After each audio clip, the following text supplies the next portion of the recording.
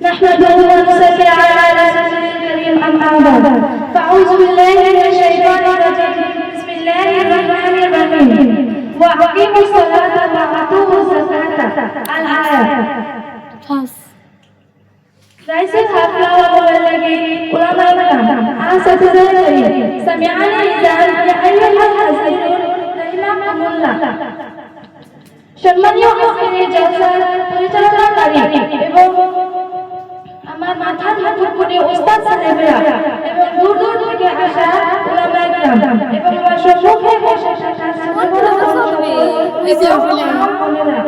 আমি আজকে আপনাদের সম্মুখে দাঁড়িয়ে দিন উপলক্ষে দানে সাতার বিষয়ে দুই কথা বলার জন্য কিন্তু আমি কোনো বক্তা নয় সাধারণ যাহারা ক্লাসের ছাত্রী তাই আমার বলার মাধ্যমে কেবল আপনাদের ছোট বেটি এবং ছোট মেয়ে হিসাবে আলোচনা করে দিবেন বলে আশা করছি এবং আমার বলার মাধ্যমে কেবল আমার মনে থাকলে আপনারা আমল করবেন এবং আমার চর্চা করবেন আমিও যেন আমল করতে পারি।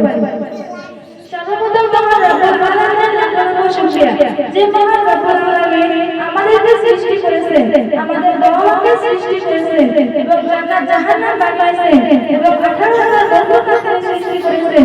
সেই মহান রব্বুল আলামিনের মহব্বতের শেষে সবাই শুকরিয়া আলহামদুলিল্লাহ। আলহামদুলিল্লাহ বলে শেষ নয়, শুধু আলহামদুলিল্লাহ বলে শেষ নয়। যে তুমি সুপারিশের নাম রাখিও জান্নাতে যেতে পারবে না, যে তুমি সুপারিশের জান্নাত জাহান্নাম কিছুই সৃষ্টি হবে না, সেই নবীর মহব্বতের শেষে সবাই একটা দরুদ পড়ুন সাল্লাল্লাহু আলাইহি ওয়াসাল্লাম। সর্বপ্রথম আপনাদের সামনে আমি আয়াত পাঠ করেছি। সেই আয়াতের অর্থ হলো আল্লাহ তাআলা যখন করতে বলেছে যেমন ভাবে নামাজ দেখো তেমন ভাবে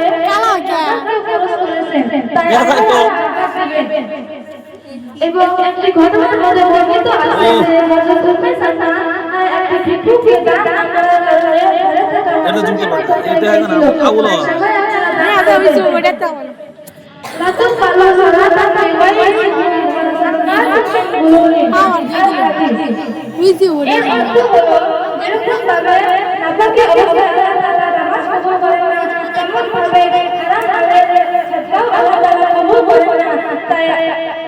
এবং একটি ঘটনার মধ্যে বর্ণিত আছে যে একটি লোকের ঘরের পাশে একটি গাছ ছিল, সেই গাছে একটি পাখি বাস করত।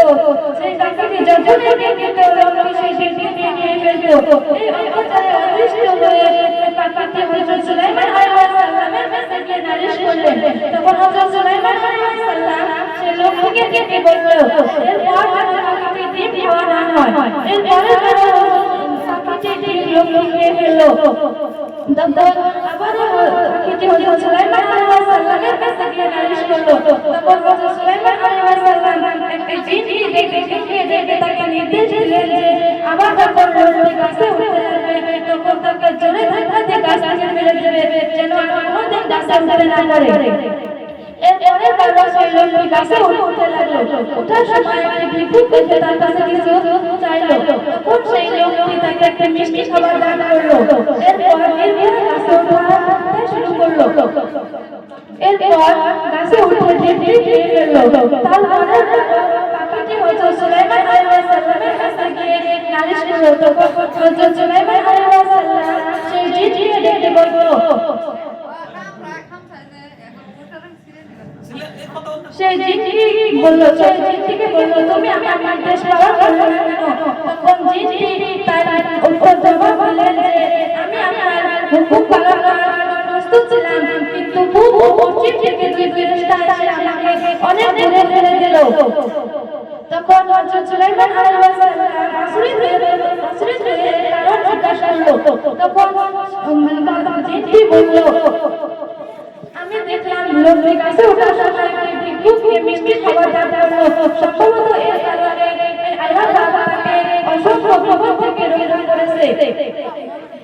তখন হযরত সুলাইমান আলাইহিস সালাম বললেন, হ্যাঁ দান সাদকা মুসিবত বলতে তারা মুসিবত দান সাদকা দান করে এবং এই বলে